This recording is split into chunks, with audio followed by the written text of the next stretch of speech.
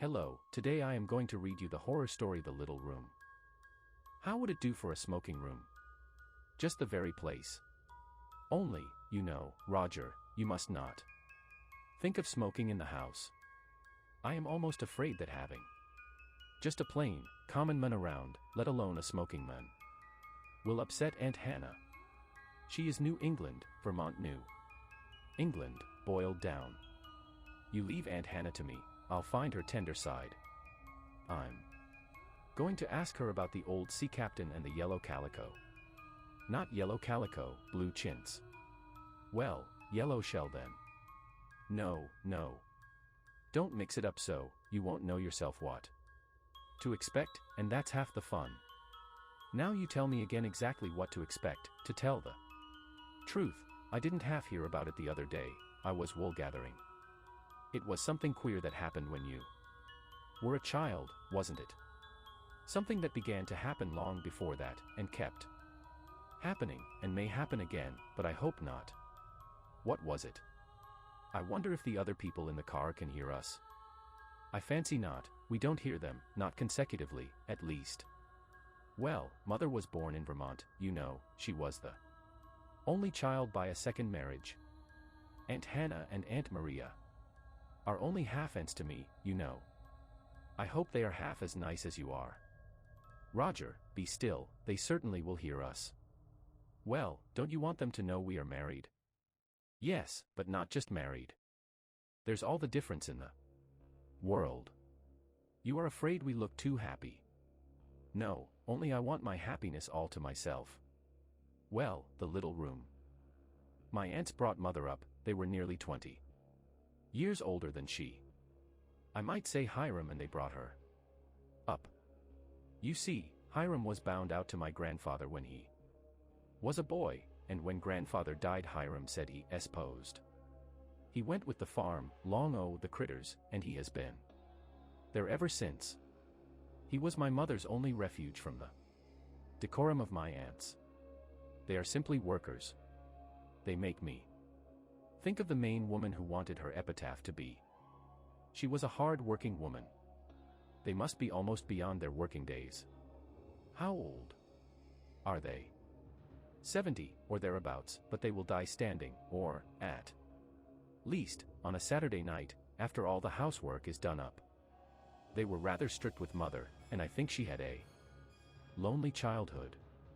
The house is almost a mile away from any neighbors, and off on top of what they call Stony Hill.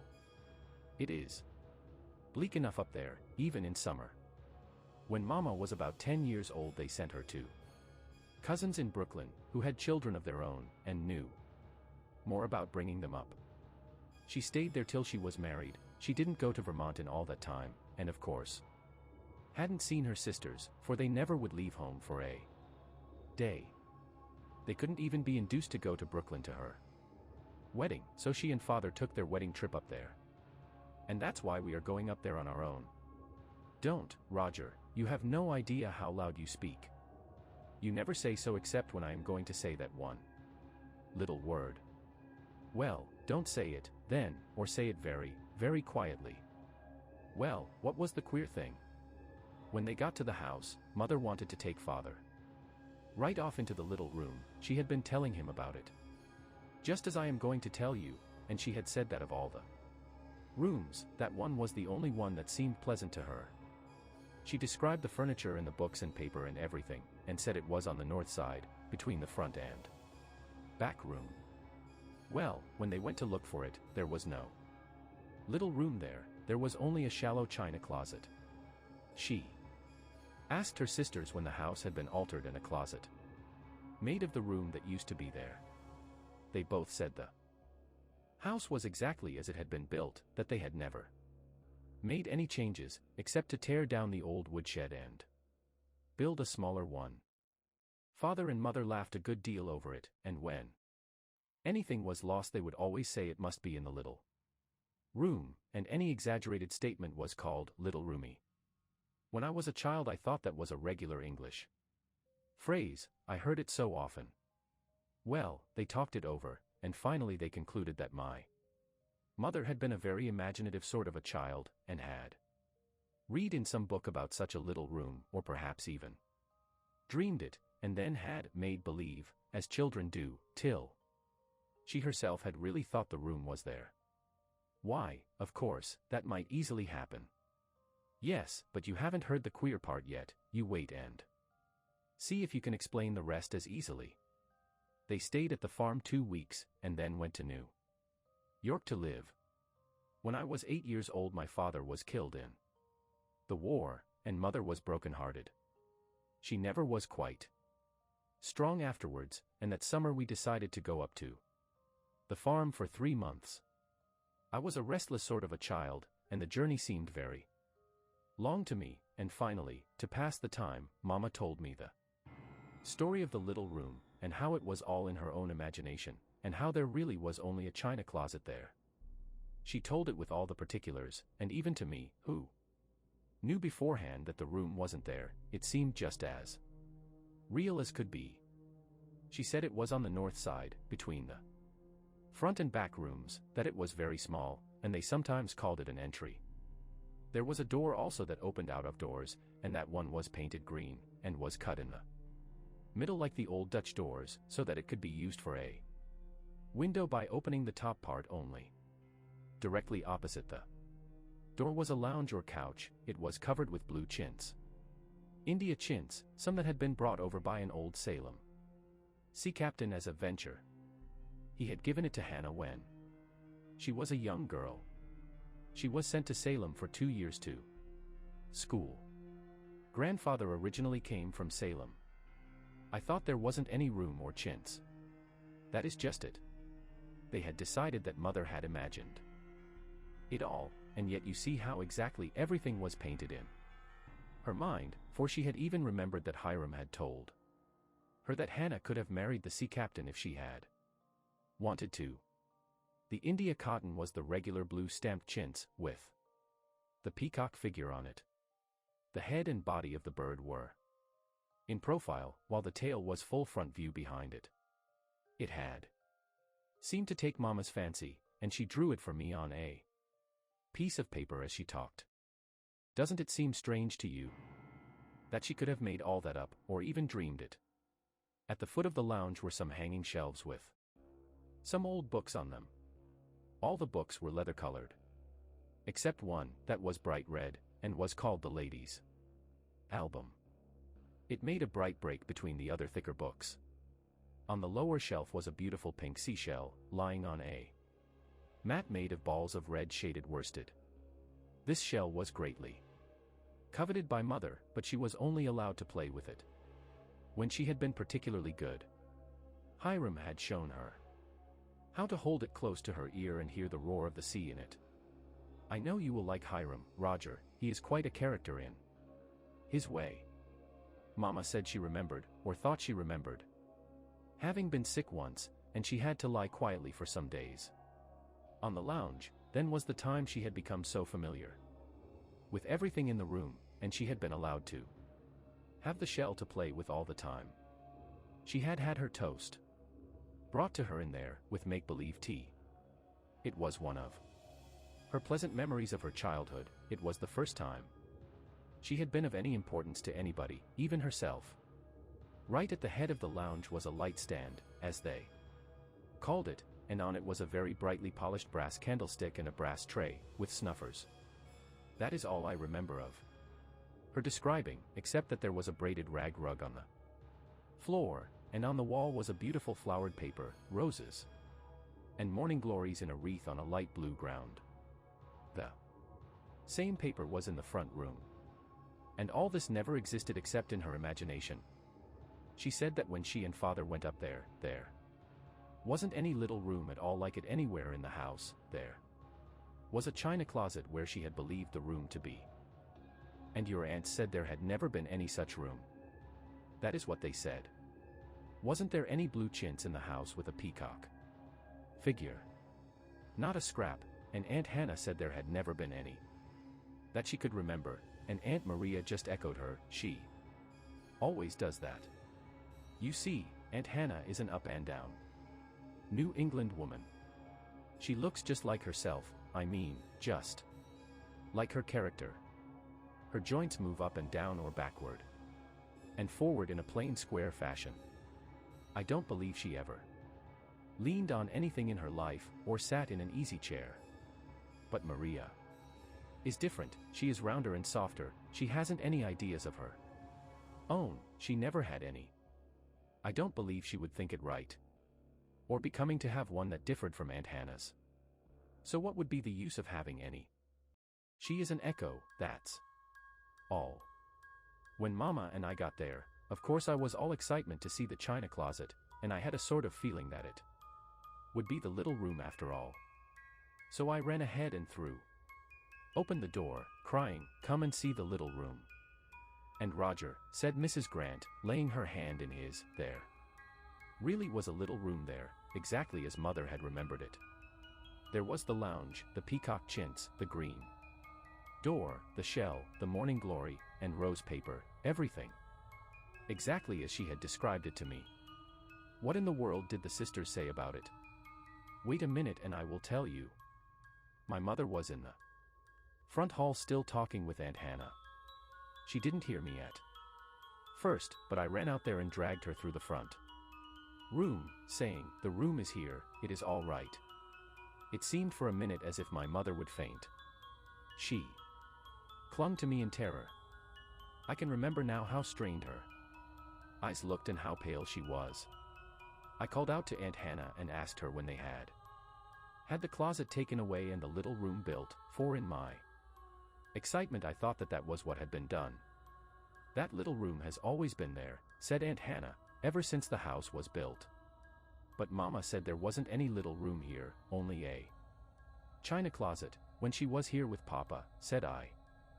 'No, there has never been any china closet there, it has always been just as it is now,' said Aunt Hannah. Then Mother spoke. Her voice sounded weak and far off. She said, slowly, and with an effort, 'Maria, don't you remember that you told me that there had never been any little room here?' And Hannah said so too, and then I said I must have dreamed it. 'No, I don't remember anything of the kind,' said Maria, without the slightest emotion. 'I don't remember you ever said anything about any china closet. The house has never been altered. You used to play in this room when you were a child, don't you remember?' 'I know it,' said Mother, in that queer slow voice that made me feel frightened.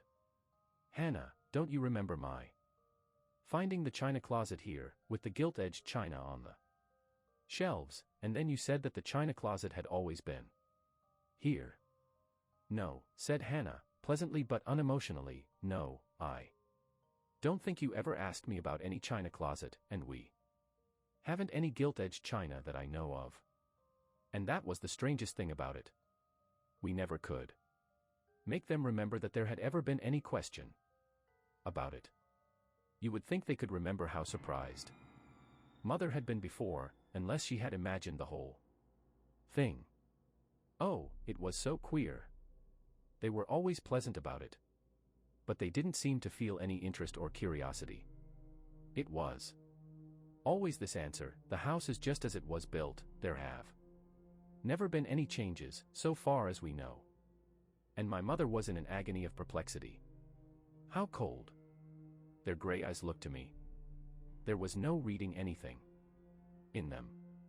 It just seemed to break my mother down, this queer thing. Many times that summer, in the middle of the night, I have seen her get up and take a candle and creep softly downstairs. I could hear the steps creak under her weight. Then she would go through the front room and peer into the darkness, holding her thin hand between the candle and her eyes. She seemed to think the little room might vanish. Then she would come back to bed and toss about all night, or lie still and shiver. It used to frighten me. She grew pale and thin, and she had a little cough. Then she did not like to be left alone. Sometimes she would make errands in order to send me to the little room for something, a book, or her fan, or her handkerchief, but she would never sit there or let me stay in there long, and sometimes she wouldn't let me go in there for days together. Oh, it was pitiful. Well, don't talk any more about it, Margaret, if it makes You feel so, said Mr. Grant. Oh yes, I want you to know all about it, and there isn't much more, no more about the room. Mother never got well, and she died that autumn. She used often to sigh, and say, with a wan little laugh, there is one thing I am glad of, Margaret, your father knows now all about the little room. I think she was afraid I distrusted her. Of course. In a child's way, I thought there was something queer about it. But I did not brood over it. I was too young then, and took it as a part of her illness. But, Roger, do you know, it really did affect me. I almost hate to go there after talking about it. I somehow feel as if it might, you know, be a china closet. Again. That's an absurd idea. I know it, of course it can't be. I saw the room, and there isn't any china closet there, and no gilt-edged china in the house, either. And then she whispered, but, Roger, you may hold my hand.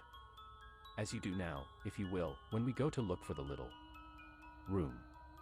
And you won't mind Aunt Hannah's gray eyes. I won't mind anything. It was dusk when Mr. and Mrs. Grant went into the gate, under the two old Lombardy poplars, and walked up the narrow path to the door, where they were met by the two aunts. Hannah gave Mrs. Grant a frigid but not unfriendly kiss, and Maria seemed for a moment to tremble on the verge of an emotion, but she glanced at Hannah, and then gave her greeting in exactly the same repressed and noncommittal way. Supper was waiting for them. On the table was the gilt-edged china. Mrs. Grant didn't notice it immediately, till she saw her husband smiling at her over his teacup. Then she felt fidgety and couldn't eat. She was nervous, and kept wondering what was behind her, whether it would be a little room or a closet. After supper she offered to help about the dishes, but, mercy, she might as well have offered to help bring the seasons round. Maria and Hannah couldn't be helped. So she and her husband went to find the little room, or closet, or whatever was to be there. Aunt Maria followed them, carrying the lamp, which she set down, and then went back to the dishwashing. Margaret looked at her husband. He kissed her, for she seemed troubled, and then, hand in hand, they opened the door. It opened into a china closet. The shelves were neatly draped with scalloped paper. On them was the gilt-edged china, with the dishes missing that had been used at the supper, and which at that moment were being carefully washed and wiped by the two aunts. Margaret's husband dropped her hand and looked at her. She was trembling a little, and turned to him for help, for some explanation, but in an instant she knew that something was wrong.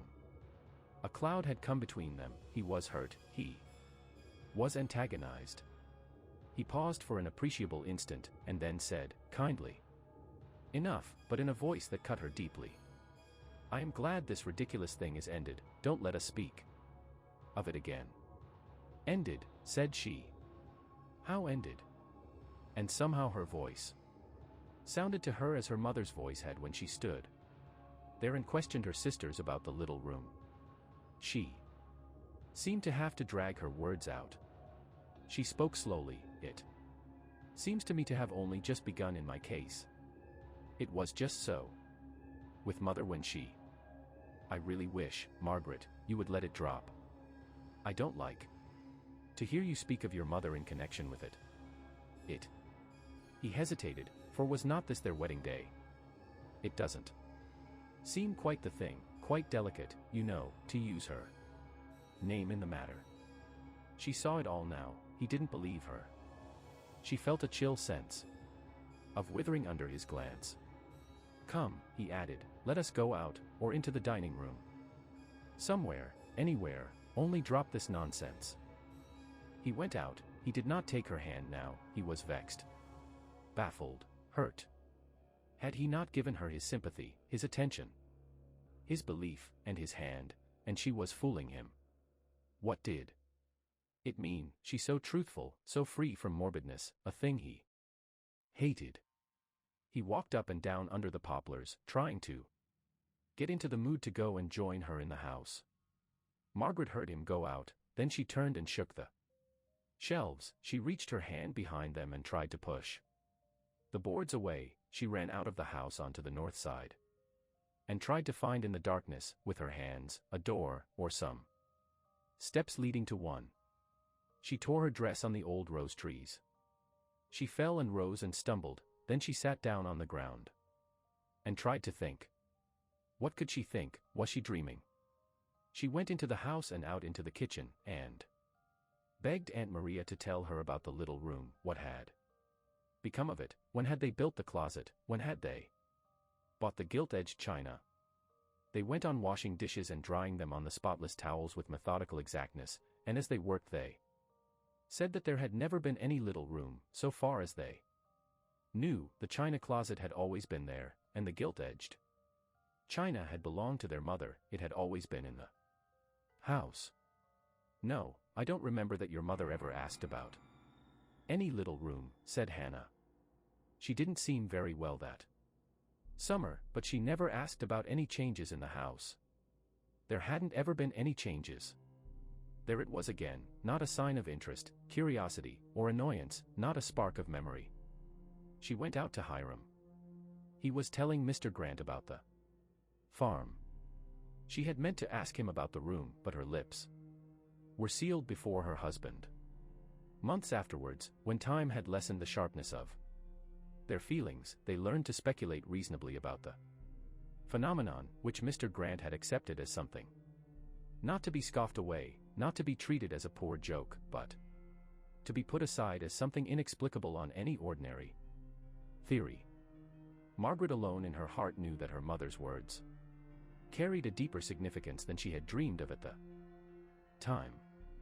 One thing I am glad of, your father knows now, and she wondered if Roger or she would ever know. 5 years later they were going to Europe. The packing was done, the children were lying asleep, with their traveling things ready to be slipped on for an early start. Roger had a foreign appointment. They were not to be back in America for some years. She had meant to go up to say goodbye to her aunts, but a mother of 3 children intends to do a great many things that never get done.